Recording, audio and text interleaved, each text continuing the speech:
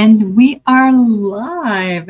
Welcome to the very first live stream for the fall Organic Chemistry 2025 semester. And today's topic is one that came with a lot of requests. We are going to cover Sp3, Sp2, and Sp hybridization and geometry. We're going to simplify a topic that should be very simple, but for some reason your professors don't do that. But before we jump in, give me a quick sound check. If you can hear me, let me know in the comments where you are tuning in from. I see Bismarck is from Ghana. Hello, all the way from Ghana. And Subu, where are you tuning in from? Let me know in the comments, and this will also tell me if you can hear me. I have done more than one live stream where I was just rambling and nobody can hear a word. Annie from California. California is not boring. California is so beautiful. I've only been a couple of times, but I've absolutely loved it and definitely plan to go back. Jade is tuning in from Alabama. Dragonfly, where in the US are you tuning in from? Let me know in the comments. And also, let me know why you're here today. If you are in organic chemistry, let me know Orgo 1 or 2 and when your class started, or if you haven't started yet, when you're scheduled to begin. If you're here for something else because you're preparing for an exam that covers this topic, like the MCAT, the PCAT, the GAMSAT, let me know that as well. Giving stragglers a moment here to show up. Katya from Texas, Dragonfly from Maine, Yasmin from Atlanta. Hannah is in Orgo 1 started today. Talk about perfect timing. Hannah, what did your professor cover today? And how quickly did your professor fly through the Gen Chem topics? Dragonfly is starting upper sciences this year. Katya is enrolled in Orgo 2. Classes begin tomorrow, just around the corner. Jade just started Orgo 1 this semester. KT from Texas. Titus from another student from Ghana. Look at that. That is so cool that we can just all be here in one place, but we're tuning in from all over the world. So what say we jump right in? Let me get my notes. Now, we are going to cover a lot today, and I don't want you to worry about having to write everything down. So all you have to do, and let me grab the link. All you have to do is put live notes in the comments. Yes, even if you're watching the recording. And I will respond with the link where you can grab tonight's session notes. If you grab the link now, obviously the notes will only come to you after I finish and I send it, but that will put you on the list to get the notes. Okay, I have that ready for you. So yeah, just put live notes. And I see that coming in. Just went through the syllabus and Orgo drawings from Lewis structure. Okay, so your professor is giving you a breather. I like that. And let me grab some molecules for you. So on the big side, so this one. And the other one, so I grabbed caffeine and cholesterol off my good pal Google. All right, are you ready to begin? Yes or what? No, I don't want to. What? Hold on, something just popped up on my computer. Let's try to interrupt my session.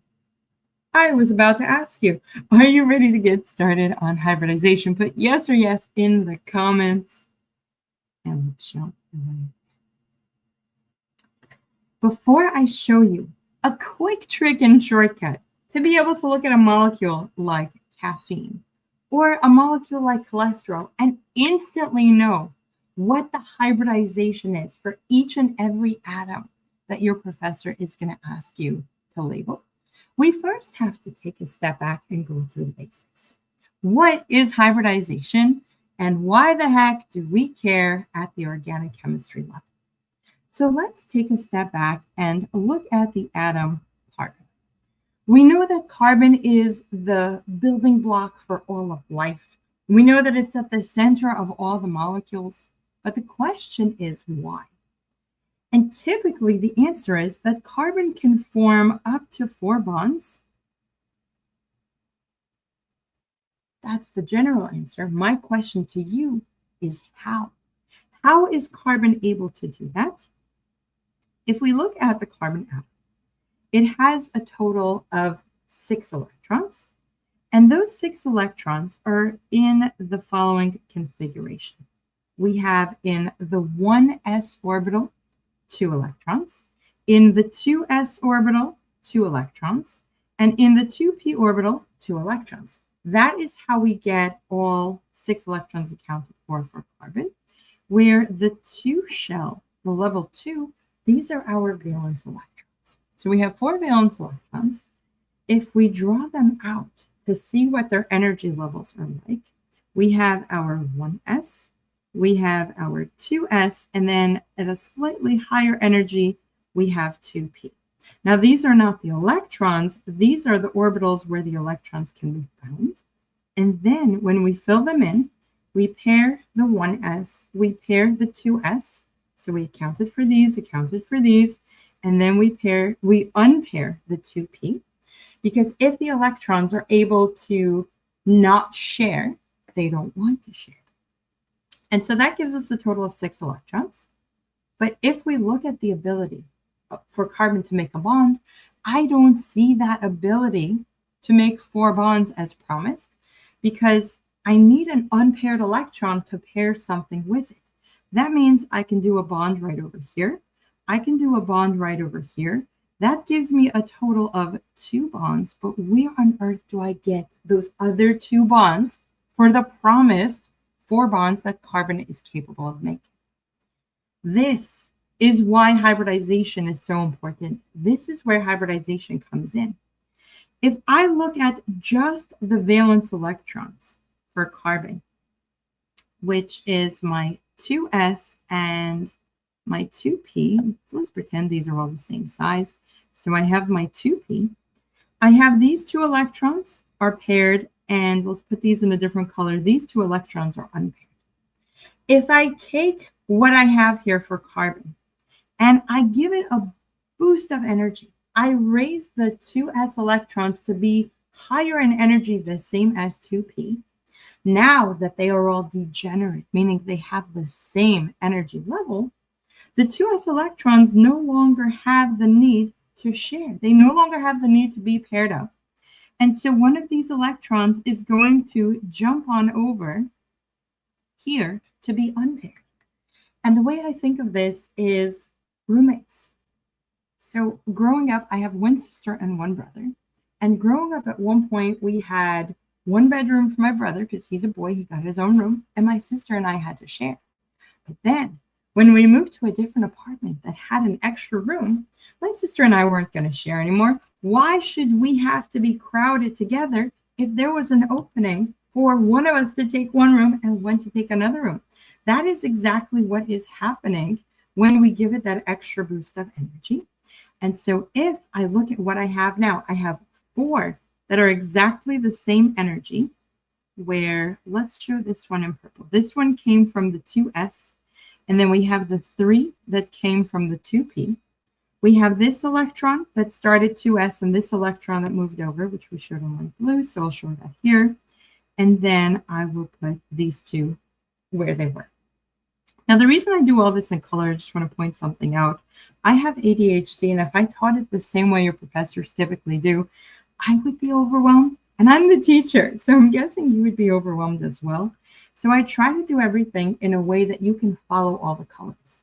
Now, this is a very beginner topic, but as we get to the more advanced tutorials, as we get into reactions and mechanisms and electrons and all those things, I want you to pay attention to the colors, because then you can trace each one's path to see where it's going. Welcome. It is good to see you, and I hope to see you for the remainder of whatever you need help with organic chemistry this semester, next semester, and so on. I just noticed I have a typo in the notes. If that URL was not working, it's because I typed it wrong. So that one should be better. Here we go. Now that I have the ability to bond 4 times, now I can see that promise of what carbon is supposed to be able to do. So what do we call this new orbital? The way that we name it is simply by looking at where each orbital came from. So this came from an S, came from a P, came from a P, came from a P. And by combining the 2S and then 1, 2, 3P, so we have the S and we have the 3P, I have an Sp²p orbital. This is a mathematical function, so all of chemistry is based on physics, which is based on math. We are not going to touch math here. We're just going to look at what's going on. But in math, when I multiply something by itself again and again, S times P times P times P, this is really S times P to the third, which is how we get Sp3, and it's why the 3 is in that superscript. This is what is required to make that Sp3 orbital. And now that they are all degenerate, now that they all have the same energy level, we can start making molecules that require carbon to have 4 bonds. For example, the molecule CH4. Now, as I draw out what CH4 looks like, if you're with me so far, let me see a thumbs up in the comments. If you are just joining, welcome. Don't worry about taking any notes. Just type live notes in the comments and I will email you a PDF of everything you see me drawing today. Yes, even if you're watching the recording. Now, in general chemistry, you probably learned at least 1, if not 2 ways to draw a molecule like CH4. The first one is simply drawing carbon as the central atom and then drawing the 4 hydrogen atoms around it. The problem with this version is that this is not 3-dimensional. This is flat, and life is 3D. Life requires fully having things in 3 dimensions. And to draw this in 3 dimensions, we have to consider that these bonds here are made up of electrons. Now, we're not going to go fully back into the Vesper theory, but the idea is electrons will push other electrons as far away from each other as possible. They don't want to be next to each other. And so the farthest away that electrons can go is if I have a model kit like this, and type kit in the comments if you want a link to the kit that I'm using, because I'm going to use this anytime I have to demonstrate. I love this kit. And so if you look at a molecule like this, that's my central carbon atom right there. And then these are the 4 groups pushed as far away from each other as possible. This is not a 2-dimensional flat molecule that I had drawn on the screen. This is 3 dimensions. This is fully, trying to think of another word for 3-dimensional, but this is just fully 3D. And we have to find a way to draw this thing in 2 dimensions. So let's see how to do that.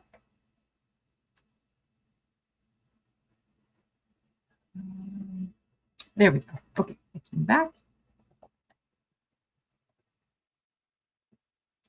The way that we're going to draw this is to learn how to identify groups that are coming in and out of the page, because you will have to do this all semester, all organic chemistry. So let's go back to the model kit, and I want to look at a couple of things with you. The terminology for drawing in 3 dimensions.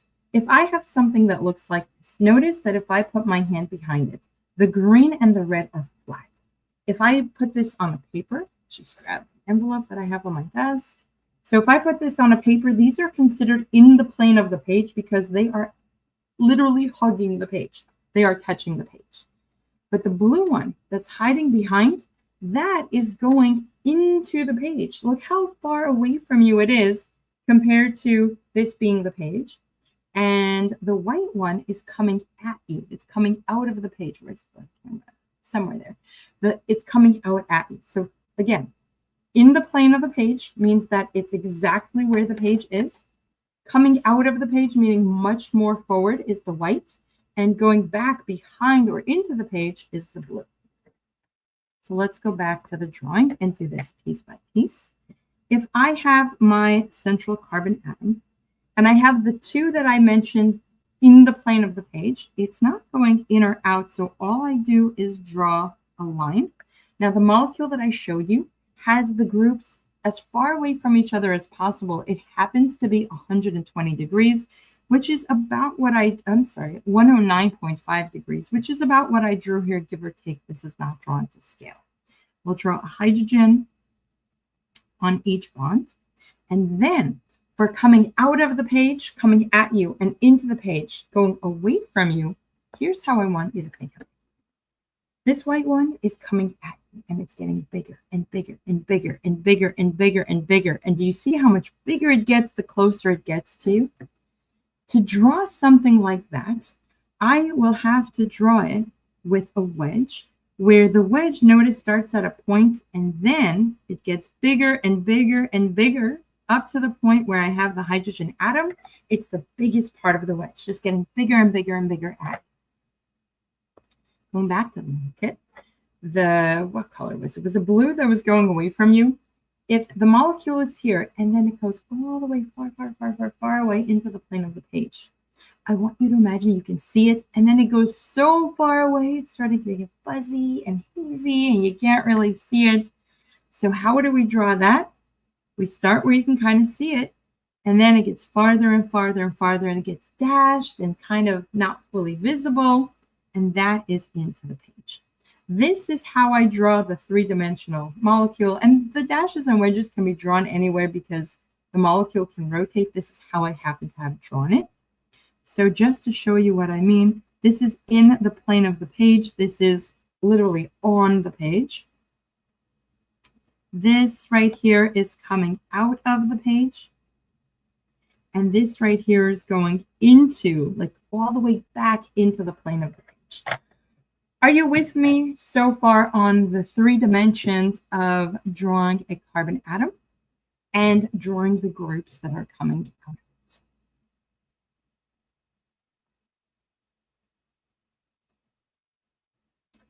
This is not the only way you'll see it drawn, as I mentioned, but I want to show you a couple of different ways. I typically like to draw it like this, and you'll see this version in a lot of my molecules, a lot of my drawings. Sometimes your professors will draw it like this. Notice I still have that dash on the wedge. And you'll see it drawn every which way. Another way that you may see it drawn is actually 3 of the groups in front of you and only 1, notice the blue one, is behind, but 3 are coming at you, like all 3. I don't like drawing it this way because it's the most tedious, right? That would be a carbon atom with a wedge, another wedge like this, and then you have the hydrogen. But again, it's just another way to draw. Now the bonds over here, these are all single bonds. Single bonds are called sigma bonds, and soon I'll show you how we can draw if we have more than a single bond. But here I showed you carbon with 4 bonds. What if I look at a molecule like ammonia? NH3 is a nitrogen with 3 hydrogen atoms. So if it has 3 hydrogen atoms, what do I do for the hybridization in this case? Well, what we have when you draw it first, the old way, the way you drew it in Gen Chem, is a nitrogen with 3 hydrogens and 1 lone pair. The lone pair also occupies an orbital. The lone pair also requires that bubble for the electrons to be in. So I almost want you to think of it as a bond to nothing. So do you see how nitrogen to hydrogen is a bond? 2 electrons. This right here is a bond to nothing. It's just a lone pair of electrons. But that lone pair requires the same hybridization, the same orbital. And so this looks exactly like we had for carbon, except one of the groups happens to be a lone pair. So as a note for you here, the lone pair is like a bond when we are looking at in terms of the orbitals. Now I showed you carbon, but I forgot to mention, or I did not draw it. The angles here are 109.5 degrees. That's as far away as they can get from each other. And the shape is called a tetrahedron. or we can describe it as a tetrahedral shape. So you will see both of these terms use tetrahedron and tetrahedral to describe the three-dimensional shape of something that has four groups around it. With a nitrogen atom, we actually get the same approximately 109.5, except lone pairs will push the electrons of the bonds a little bit further away. So these bonds are going to be slightly less than 109.5. Some professors will make you memorize a number like, I want to say 107 or something close to that. But this is still going to be an sp³ hybridization. What about a molecule like water? H2O is an oxygen atom in the middle, two hydrogen atoms, but it also has two sets of lone pairs. They're like bonds to itself. So that's a lone pair right there. That's a lone pair right there. And because the central oxygen has four equal bonds, we'll call it, because the lone pair is like a bond to itself, this right here is also sp³ hybridized. The oxygen atom, the one in the middle that has all these groups around it, is also sp³ hybridized. Now, the way you draw them is going to look a little bit different. So we showed that CH4 looks like this. And we said this was a tetrahedron. Ammonia, you can draw it like this with a lone pair. You don't have to draw any shapes for that. And professors will draw these different ways, but one in the plane of the page, one coming out, one going back is typically how you'll see it. And for water, you'll typically see just an oxygen with two hydrogens on the plane of the page. Technically, the lone pairs, one would be coming out and one would be going back, which is a little bit of a mess, but I want to show you how this still fully applies. And when we're looking at the geometry, there is two types of geometry we're looking at. There's the electronic geometry, meaning what are the electrons doing? And all of these are tetrahedral. But there's also the molecular geometry, meaning what do I see when I look at the molecule when I build a kit? So the molecular geometry looks at only what we see. And that would be a tetrahedron here, because we see all four groups, tetrahedron. This right here is a trigonal. It's a triangle, trigonal for triangle, pyramid, or pyramidal. Trigonal pyramidal because it looks like just a triangle. Let me see if I can. It looks like a triangle going down, so it's a pyramid, but only three legs to that pyramid, a trigonal pyramidal. And this one right here is just bent. It's just like that. If you're with me so far, put some thumbs up in the comments. Let's make sure we're all on the same page before we move on.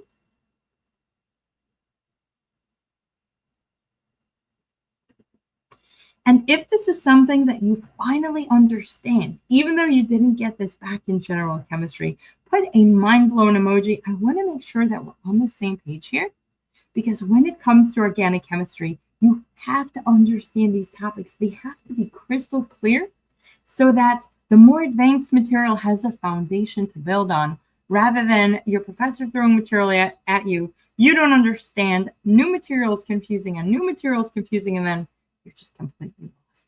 So I am seeing lots and lots and lots and lots of thumbs up coming in. Excellent. How is NH3 represented by the kit? That is a question that I can't fully answer because my toddler thinks these are toys, and I only managed to get a couple of the pieces back from him. So I want you to imagine that this right here is the NH3, but you can't see the top. So you're looking at a molecule. This is what you would see for the kit. Nitrogen, hydrogen, hydrogen, hydrogen, and nothing else on the top. So do you see it looks like a triangle? There's three pieces, but you see how it's not a flat triangle? You see how it's, I'm trying to line it up with the camera. It's kind of like a pyramid. So that is what it would look like in a kit. And if my toddler let me, whoops, did not mean to do that. If my toddler let me, I could have had the proper kit for you, but it's the best I could do under these circumstances. Let me know if that makes sense. I forgot to pop that on the screen. Let me know if that makes sense, because that was a really good question.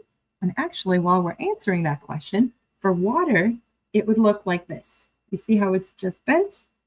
And then the 2 electrons that are up there that I'm hiding in my hands, these are not visible if we're just looking at the atoms.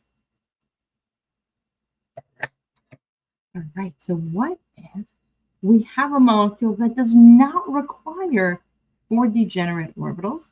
What if we want to make a molecule that has only 3 groups around it? And I mean 3 groups, meaning the electrons and the atoms. We're counting all of that together. We'll look at a molecule that you're going to see a lot in organic chemistry, and that is something that looks like this. This molecule is acetone, and I specifically want to look at that central carbon atom. Notice that carbon technically has 4 bonds because 2 of the bonds go to oxygen, but the types of bonds that go to oxygen are slightly different. Here, they look like they're the same, but when we have a double bond, these are absolutely not the same. And that is because we have 1 sigma and 1 pi bond. The sigma is our single bond, and the pi is our double bond. Now, the thing about this pi bond is that it requires a p orbital. It does not want a hybridized orbital. It has to be an unhybridized p orbital binding to another unhybridized p orbital. So how are we going to do that? Let's go back to our energy diagram for carbon. We have our s orbital with 2 electrons. We have our p orbital with 2 separated electrons. Now, before I drew them like this, it really doesn't matter where I draw them because they're equal energy. And so I'm choosing to draw it this way because now I can show you that if I take the s orbital and I raise the energy so they're all the same, I can choose to only hybridize these 3, to only mix up those 3. And then the one that I kept on the side, this one right here, I'm going to save this for a pi bond. I'm not going to mix it up. It's like if you're doing a recipe, I've only recently started trying to cook from recipes.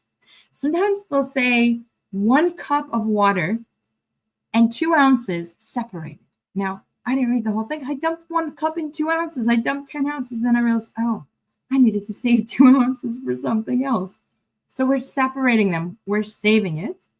And what this is going to give me is a mix of the S and this P. The P had an electron in it. S had an electron in it, but one of the other electrons moved over to the empty one. And then at slightly higher energy, I have that p orbital that was not hybridized that I'm saving on the side. So what do I have here? I mixed 1 s, 1 p, and another p. Mathematically, that's s times p, which is sp squared, or simply sp2. This is how I get the sp2 hybrid orbital. And what I can do with this is as follows. I have 3 equal energy degenerate, that's a term for equal energy electrons.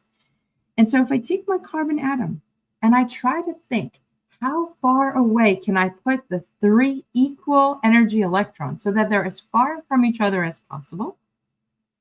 That would give me 1 like this, 1 like this, 1 like this. And each of these can now form a bond. So that would be for acetone. I did not draw the whole molecule. That is incorrect. That was formaldehyde. Acetone has a CH3 and a CH3. So hopefully you didn't get confused by that. So now I have a CH3 over here, a CH3 over here, and I have an oxygen here. Now these are sigma bonds. The bond is on the inside. It's pretty linear. It's an electron overlap that looks like this, and like this. That is my sp2 hybrid.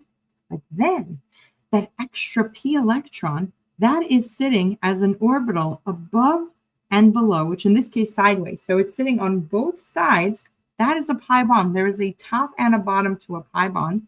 I'm going to flip this sideways and show you again. If I have carbon and oxygen, the sigma bond is just the sp2, the overlap between carbon and oxygen. But then the pi bond is going to sit like this. The top of the pi bond has an overlap. The bottom of the pi bond has an overlap. So that's pi top. And this right here is pi bottom. And this pi bond, as you'll remember, is an unhybridized p orbital. This inside, this is a hybrid for the sigma bond. I get that this is a little bit scarier than what we've done before, so let me know if it makes sense or if you have any questions, and then we'll look at more examples. If the lone pair on NH3 is one bond away from a pi bond, lone pair, that is a question for a different topic. I'm actually planning something very special that I will talk about at the end of the session, and I'm going to be covering that. So we're not going to go into resonance today, but we are looking at the foundations. You need to understand this to understand resonance. So I do like that the question came up, but let's hold off on something like that. I just lost my spot in my notes. So we are looking at the sp² hybrid. We saw how it hybridizes. Let's talk about shape and geometry. If you look at the molecule the way I have it drawn up there or the way I have it drawn down here, you'll notice that this kind of looks like a flat triangle, and that is because it is a flat triangle. So the shape for an sp² hybrid is trigonal, like before, but planar, telling us that it's flat, as opposed to the trigonal pyramidal that we saw for ammonia, which was actually three-dimensional. So this is trigonal planar, and it refers to the sigma bonds, or if we have a lone pair, we look at that as well. But let's look at the bond angle first. If I take a circle, do you remember how many degrees are in a circle? And then if I take that circle and I split it into 3, how many degrees do I get for each of these segments within that circle? Well, if a circle has 360 degrees total, and I divide that by 3, I get 120 degrees, which is what I get for the bond angle of something that is sp² hybridized. That means that right here, I am looking at 120 degrees, and over here, all around the carbon atom. Now, I was specifically looking at the carbon atom, but wait a minute. I have an oxygen atom here that is also double bound. Oxygen is double bound to the carbon atom here, and oxygen has one lone pair, which is a pretend bond, another lone pair that is a pretend bond, and that means oxygen having those groups is also sp² hybridized. Even though 2 of the groups are lone pairs, it is still sp² hybridized, and the bond angle is still about 120 degrees. So that atom, also sp². Now, what if I need 2 pi bonds? So for example, a molecule you're going to see very soon when you learn acids and bases again, and you learn your first set of reactions, acetylene. Acetylene is a 2-carbon linear molecule that has a triple bond. Now, this triple bond is not 3 equal bonds. This triple bond is made up of 1 sigma, 1 internal bond, plus 2 pi bonds. Let me try to draw it first and then explain it. If I have my carbon and my carbon, my sigma or single bond is simply the bond on the inside, that linear bond that initially holds them together. And remember we said before that a pi bond sits on top and on bottom. So I can take a pi bond and draw a pi top, and then draw the bottom half of this pi bond. This right here is one of my pi bonds, the green and the green, that is 1 pi bond. Then I would have to do the same thing like this. And remember how I said a wedge dark is coming out of the page at you? So this right here, this dark blue, is in, hold on, that is totally covering the other one. Let me try to draw it in a way that you can actually still see what's there. Let's draw it like this. So the pi bond here, this is in the y plane. It's up and down. And then the blue one that I'm attempting to draw here without too much success, this is in the z plane. It is coming out at you and then into the page. Out at you and into the page. And the back half of that, I'm going to draw in light blue in dashes, goes like that. So this is quite a bit of a mess. Let me show you on a model kit, and hopefully that makes more sense. So this is my molecule. I have a carbon here and a carbon here. These are my hydrogens. The internal bond, that piece that connects the whole thing, that's my sigma. And then notice how I have the top and the bottom here. This is the pi bond in the y-axis. And then this right here is coming at you. See how it's kind of coming at you? That is the front of the z-axis. And the one that's going back, this one right here, that's the back of the z-axis. So I have my y and my z. That is how I get a triple bond made with two, why is that not changed? There we go, with two p orbitals. So how do we make that kind of bond happen? If I once again look at what I'm starting with, I have my s orbital and my p orbital. This time I'm going to draw the s like this, and I'll draw the 2p like this.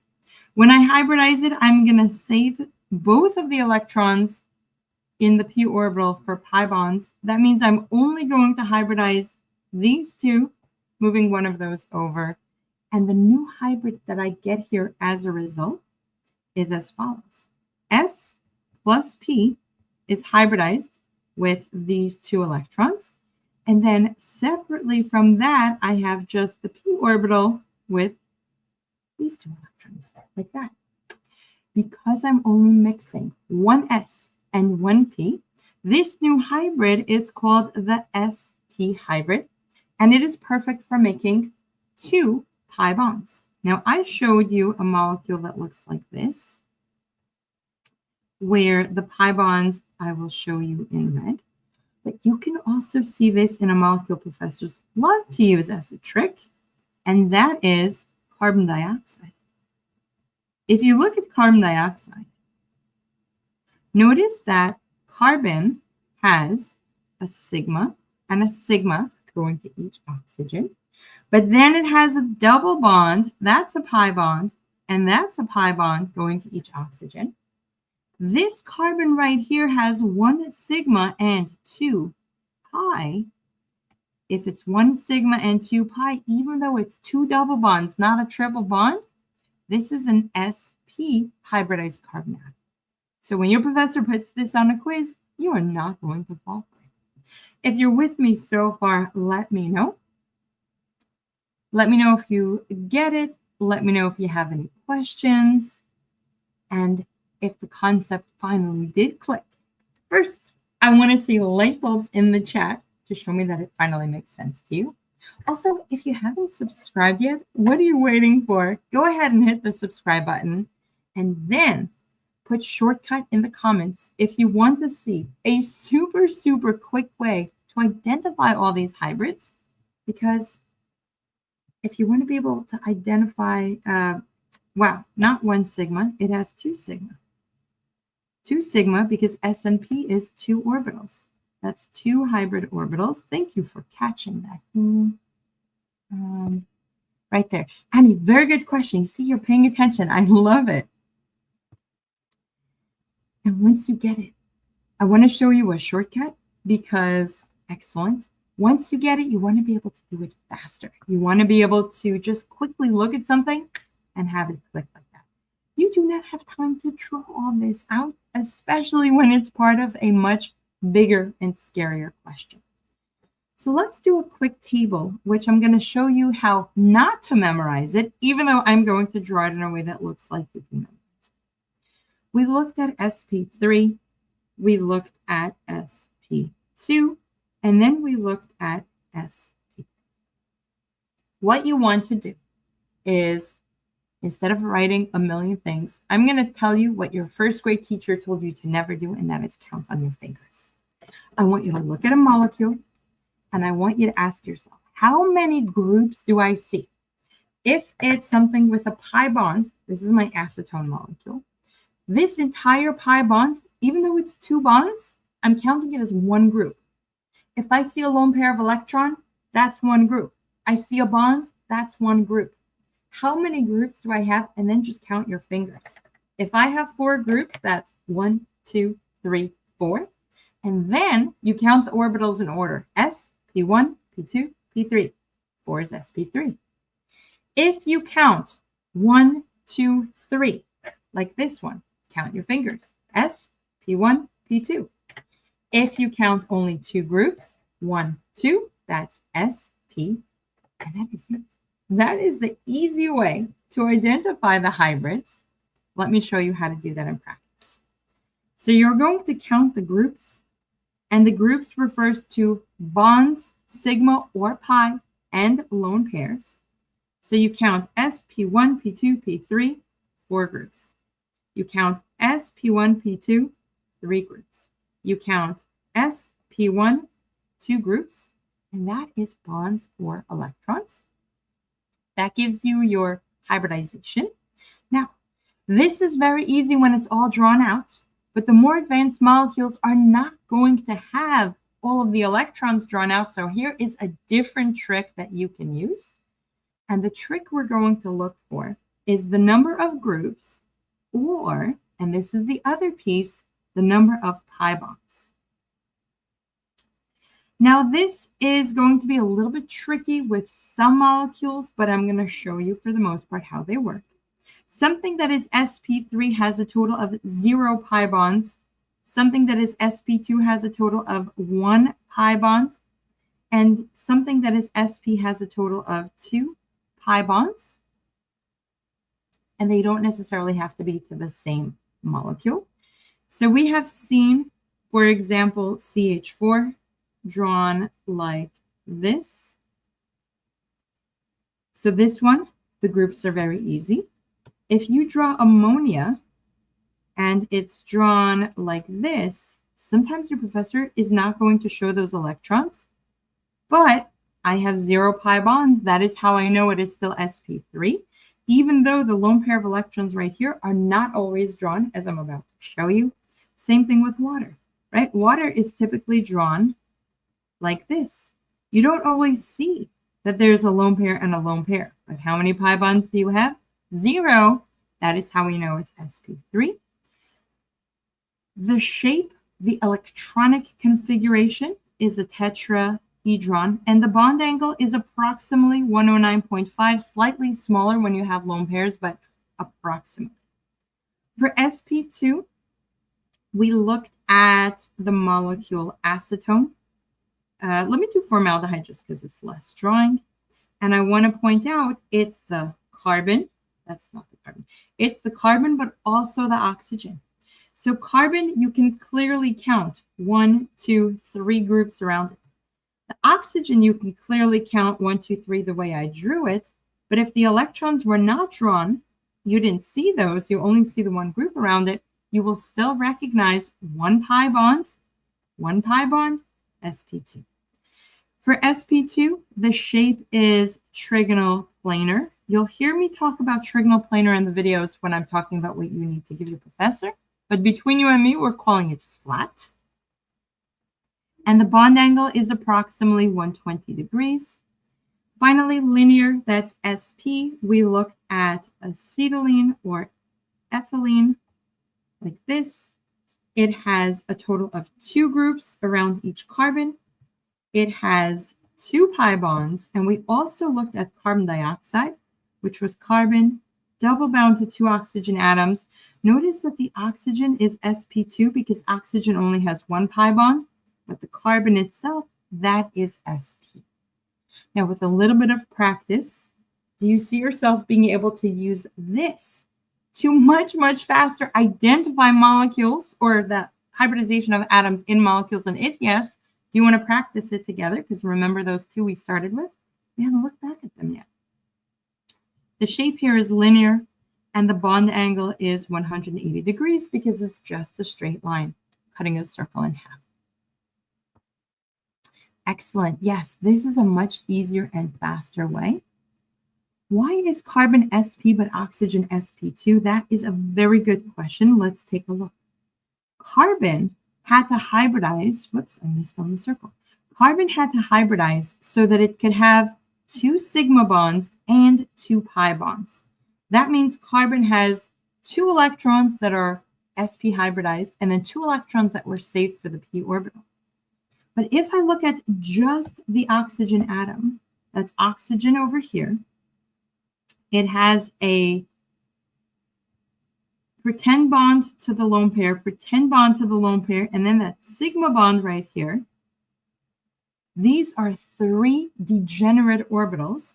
These 3 require 1, 2, 3, sp1, p2, sp2, and then you have the pi bond sitting on top and on bottom. This is drawn really, really bad, but I hope you still follow what I'm doing here. And that 1 pi bond is used for that bond right here for this one and right here for this one. But the 2 oxygens have nothing to do with each other. Therefore, their hybridization has nothing to do with each other. Excellent. That is a really good question. I'm glad you asked because hopefully anyone else who was wondering also benefited from that. So let's go back to the molecules we started with. With caffeine, I have a bunch of lines and a couple of visible atoms. In organic chemistry, you don't waste time drawing all the carbons and hydrogens. And so in something like this, that's a carbon bound to 3 hydrogen atoms, but you don't always see them. So how do you know the hybridization if you can't see all the atoms? That's where the trick comes in. Just look for the number of pi bonds. So let's do a quick key here. We'll show sp3 in purple, sp2 in green, and then we'll do well, we don't have any sp, but I'll show that in light blue. Now there's a trick that 2266 had actually asked, and that does apply here. So I'm going to give you the preliminary answer, but when we go into it in more detail in the next session, I'll give you the more detailed answer. So I'll kind of hint at it here. Starting with sp3, I'm looking for any atom that has no pi bonds, and that would be, let me actually do this. Okay, so that would be all my carbons that have no pi bonds. This carbon, that has a pi bond. I can't grab that. This carbon, this carbon, this carbon, these all have pi bonds. We'll hold off on that. Then I'm looking for this nitrogen, does not have any pi bonds. So it looks like it wants to be an sp3. We'll hold that thought for a moment. And this one looks like it wants to be an sp3, and this one as well. Then we look at the sp2, and this one we're looking for 1 pi bond. That would be this one, nitrogen, these carbons, oxygen, this carbon, this oxygen. And I think, let me know if you see one that I missed, but I think I got everything. This is the simple answer, but here's the thing. When you're looking at resonance, and that's not something we're going to go into right now, but I want to make sure you're aware of it because your professor may test it. When you're looking at resonance, if you have an sp3 atom with lone pairs near an sp2 where it can resonate, it will turn into sp2. For the sake of this session, I'm just going to tell you what they are. And when you cover resonance, that's when you will learn how to do it. And that means this nitrogen, and this nitrogen are technically going to become sp2 so that they can resonate, a topic we will absolutely talk about in the next session. And for now, then, let's move over to cholesterol, and let's do the same thing. So we'll take that same key down to cholesterol so that we can use the same colors for hybridization. The way I do this, if I had to do this for an exam, is I start with all my lines, my angles, my ends, and I just mark them all. All of these have nothing else going on. These are all sp3 hybridized. These are the easiest ones to catch. I think I got them all. Hydrogen does not hybridize. It is just an S, and I actually noticed I missed that one. Hydrogen does not hybridize, so it's just what it is. Then I have the oxygen here attached to an sp3 carbon. So that oxygen, no pi bonds, 0 pi. That's how I know that it's sp3. And then again, a hydrogen that does not hybridize. Next, I'm looking for sp2. Notice how quickly I did it. I didn't have to draw anything or imagine anything crazy. I just looked for the pi, and there it is, and also reminded this hydrogen. So what do I have with a pi bond? Carbon, carbon. That's it. Actually, there's no more pi bonds than cholesterol in this molecule. I thought cholesterol had more pi bonds. Yeah, unless I missed something. That is how quickly you should be able to answer a question like this on your exam. Then we can all atom present in sp2. I'm not sure I understand your question, but if you identify a pi bond, you can immediately find what is attached to it, and those are sp2. Excellent.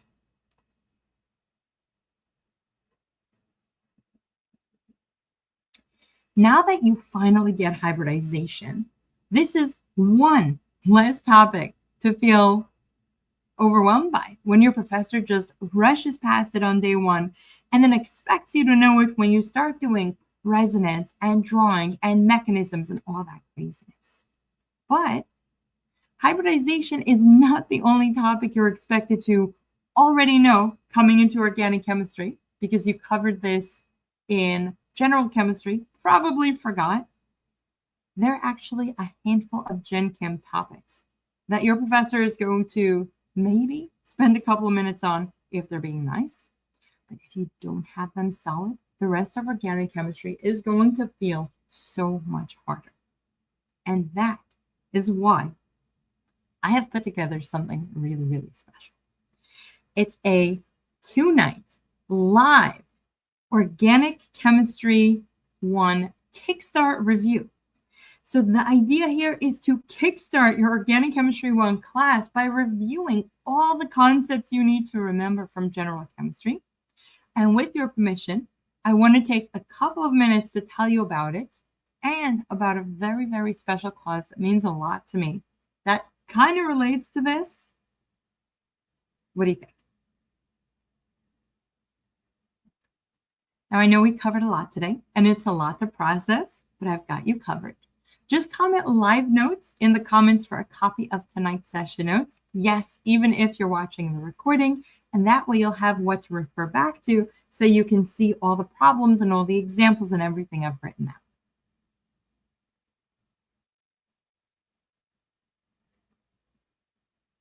Any perfects? All right, so let's talk about the orgo kickstart. As I said, your professor expects you to remember everything from general chemistry. They fly past it and make you feel bad, like you are already behind. So I want you to imagine that you somehow did remember it all, and you knew it, and you understood it at the same level as what we covered here, so that when your professor jumps into this, and when you move on to the more difficult material, this is second nature, and this is not going to hold you back. The good news is that you don't need to remember all of general chemistry. It's only a couple of topics, a specific handful of topics, and I want to show you exactly what they are. I want to teach it to you in a way that will help you not just remember it, but actually get it and understand it so that you can ace the semester. Now, what this kickstart is, starting this Sunday, I'm going to be teaching this live session for 2 nights. I'll probably start around the same time because this is usually when my toddler is down. I'm going to teach you exactly what you need to remember. I'll go into the topics. I will break it down. I'll do examples. I will show you, and there will be live Q&A every step of the way. Exactly what my classmates were panicking about the first time I took organic chemistry, and exactly what students come to me before their finals. Not finals, before their first exam, and they still don't get it. Now, for these 2 sessions, I typically charge $249 an hour for private tutoring. And this is going to be a 2-night live probably 90 minutes each. And you'll have access to the recordings so you can review them for the entire semester, and a copy of everything that you see me writing, full color PDF notes, so that you can follow along. Now, with private tutoring, something like this comes to hundreds. But the problem is, even if we could find a way to fit your schedule, I don't have that kind of time, because between my toddler, the MCAT students that I'm working with, and then the stuff that I do here at Livestream online, I don't have that kind of time. So doing something like this in a group setting makes it easier, because I can still work with you almost one-on-one. These group settings are typically very small, just a couple of students show up live. And you're able to learn and practice with me, participate, ask questions. So for something like this, if I charged, instead of $2.99 an hour, say just $99 for the entire thing, would that be worth it? For the 2 nights live, the recordings, and the PDF notes?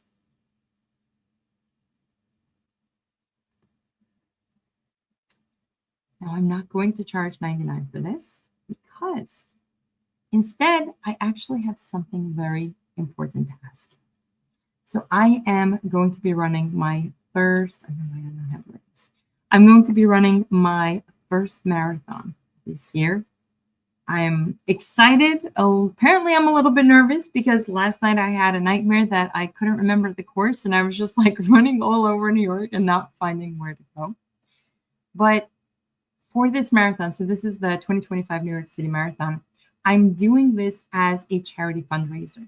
I'm running with a very special organization that helps women and their families who are going through breast cancer and ovarian cancer get treatment and support. And the reason I chose this mission is because back in 2010, when I was deployed with the US Navy, I got a text that changed everything. My grandmother, who meant everything to me, she's the woman I named my son is named for her, named after her father in her honor. She had passed away from breast cancer. And yeah, I mean, I wasn't there for her because I was deployed. I was in the military at the time. But for a lot of people going through this, it's really, really hard. And it's not just the going to the appointments. A lot of it is just figuring out what they have to do with the appointments and the doctors, and just the mental stuff. So they provide therapy, they provide support for the families, for the kids, just so many different programs that, and they also provide education, which I think is so lacking in so many communities. And so I'm running this marathon as a fundraiser to raise money for an organization called Sharsheret, who, and this is what they provide. I'm kind of rambling. I explained it a little bit more on the fundraiser page. But because this mission means so much to me, and because I can't just ask you, hey, I'm running a marathon, come donate, what I decided to do is actually offer this class, this Orgo 1 Kickstart, as a bonus for students who donate to the fundraiser. And that way, there's something in it for you that will help you with your semester, that will help me in just elevate my grandmother's memory, and also help so many women and their families going through this. So what I'm asking for a class like this that I would typically charge $99 is that you donate whatever amount that you can afford. And I'm asking for at least $20. So if you make a $20 donation to this organization, then all you have to do is take a screenshot of the confirmation, or just forward me the confirmation email. And then my assistant will reply with a link to give you the information, the Zoom links for the 2 sessions. And then after the live sessions are done, I'm going to try by the very next day to have the recordings and PDF notes and everything ready, so that even if you can't make one of the sessions because of just whatever is going on at the time, you will have access to the recordings by the very next day. I'm hoping by the very next day. I know it's a holiday weekend, so I will try my absolute best. And then you'll be able to review them. You'll have access for the entire semester. That means if you need to review them for a quiz, you want to look at it again for your upcoming final, you'll have access to all of that. So the link to sign up is, if you go to layforsight.com/marathonorgo, this is going to take you to a page that just gives you a quick overview of the fundraiser, of the Orgo 1 Kickstart, and the link that you can go to sign up. On the fundraiser page, I have a lot more details about what this is about, and then you can just sign everything. You could just do everything right there. So again, go to layerforsci.com/marathon-orgo. That will take you to the page where you can see the information. If you scroll down to the bottom, you'll see the link to sign up, the link to make a donation. Take a screenshot or get the confirmation email. Send that to me. You can just hit reply to any email I've sent you or through my website contact form, layerforsci.com/contact, and then you'll get the information to join the live link right away.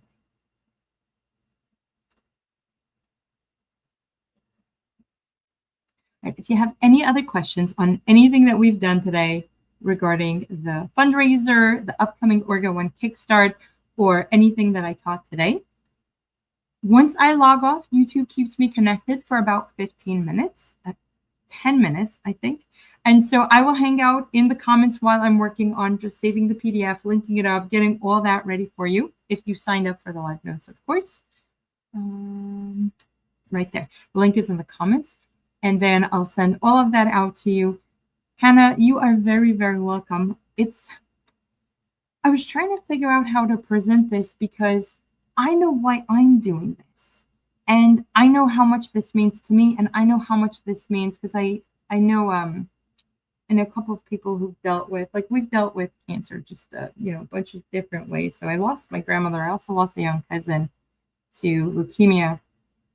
And now my friend just got diagnosed with pancreatic cancer. So cancer sucks. It disrupts everything. I mean, my friend is 2 years away from retiring. He was already planning where he's going to move for retire, everything. And then this thing just came along and he was telling me how his life has been basically consumed right now with just cancer stuff. I mean, he's got appointments and chemo, and he's got to see the therapist and the nutritionist and this person and that person. And even if he does have a little bit of free time, it's spent laying on the couch, right? And it's not just him. He's got a wife, he's got kids. They're supporting him, but there's so much to do there that it becomes an all-consuming friends, family. I mean, it takes a village. And for this friend, very fortunately, I mean, he's such an amazing person that he's got an entire community around him. But for what I'm fundraising for specifically, a lot of people don't. When my cousin was diagnosed with leukemia, and unfortunately he actually did pass away from it. When he was diagnosed with leukemia, my uncle's family had just moved to the US. They barely spoke English. They did not understand anything that was going on beyond what does the average person know about leukemia for kids? There's so much. And my cousin was not an only child, so then there were the other kids. So the Sharsheret is part of a bigger organization. So the bigger part of the organization, they actually helped my uncle. They showed up to the hospital. They helped make appointments. They got him hotels when they needed to stay overnight so that they can be to be close to the kid. They set up activities for the siblings so that while this kid was in treatment and the parents were clearly checked out, not in a bad way, but they're dealing with all this when their teenager has leukemia.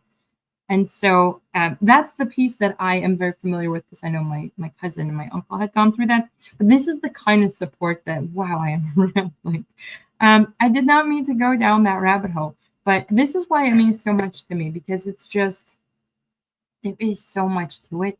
And when someone gets diagnosed, it's not just the illness, it's the everything else. And if there can be a way to help them out with education, with support, with counseling, with hotels, with whatever it is that they can provide, that's why I'm doing this. And that's why I really need your help. Can't do this alone. This is not the kind of thing that I could do alone. So to raise the amount that I'm trying to raise, it takes a village, it takes a community. So I'm hoping that by doing my part, by doing a session like this, by inviting you to participate and donate whatever you can, hopefully we can all come together and make that kind of difference for the people who really need it. So on that note, any other questions that you have, type them in the chat. I'll hang out in the chat, answer any comments while I'm setting everything up for you. I will send the notes out after. And if you're seeing this after the fact, just sign up in the same link and I'll schedule an automatic email that has the notes and all the resources and everything mentioned. All right, so with that, Hannah, thank you so much. I really appreciate it. I think I read a stat that like 1 in 8 people will get cancer, and so it's unfortunately way too common. But if we can make things a little bit easier, I think that's going to make a big difference. So with that, everyone, a wonderful evening. I thank you. Thank you from the bottom of my heart for um, hopefully supporting a cause like this. And I hope to see you guys on Sunday. Sam, you are very, very, very, very welcome. I am so glad, and it's good to see you back for MCAT prep. I also do MCAT live streams, by the way. I don't know if you're aware. Send me an email if you need the link, and I'll give you the details for that. Have a wonderful day and take care.